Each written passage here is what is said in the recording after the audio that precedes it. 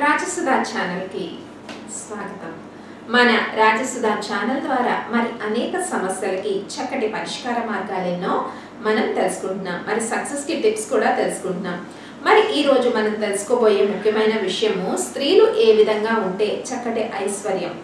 చాలా వరకు స్త్రీలు పంచమాంగళ్యాలు ధరించి ఉండటం వల్ల చక్కటి ఐశ్వర్యం భర్తకి అని మనం తెలుసుకున్నాం।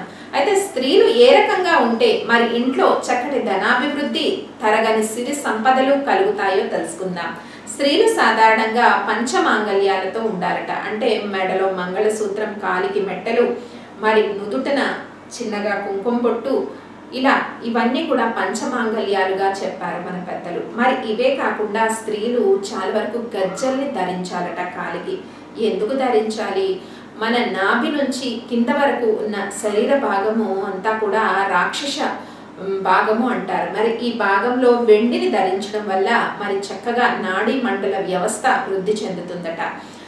నడక బాగుంటే నడత చాలా బాగుంటుంది, లేదా నడత బాగుంటే నడక చాలా బాగుంటుంది। అందుకే స్త్రీలు గజ్జల్ని అంటే వెండి గజ్జలు ధరించి మరి ఇంట్లో చక్కగా తిరుగుతూ పూజాధికారాలన్నీ కూడా చేస్తూ ఉంటే, మరి స్త్రీ ఇంట్లో ఈ రకంగా ఉంటే మీకు చక్కటి ఐశ్వర్య ప్రాప్తి కలుగుతుంది। కాబట్టి ఆ గజ్జల చప్పుడు వల్ల లక్ష్మి ఆవాసం మరి ఇంట్లో। కాబట్టి స్త్రీలందరూ కూడా కాలికి వెండి పట్టీలు పెట్టుకుని, పంచమాంగళ్యాల్లో పట్టీలు ఒకటి కాబట్టి ఈ రకంగా పెట్టుకుని ఇంట్లో సంచరించడం వల్ల చక్కటి ఐశ్వర్యం కలుగుతుంది।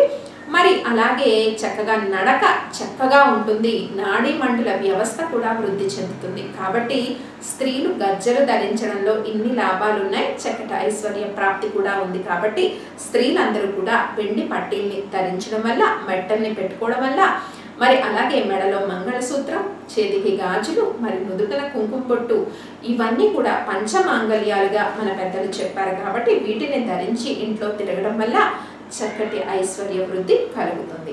మరిన్ని పరిష్కార మార్గాల కోసం సబ్స్క్రైబ్ చేయండి రాజసుధా ఛానల్। ఈ వీడియో మీరు లైక్ చేయండి, షేర్ చేయండి, సబ్స్క్రైబ్ చేయడం మాత్రం మర్చిపోవద్దు, వీక్షించండి।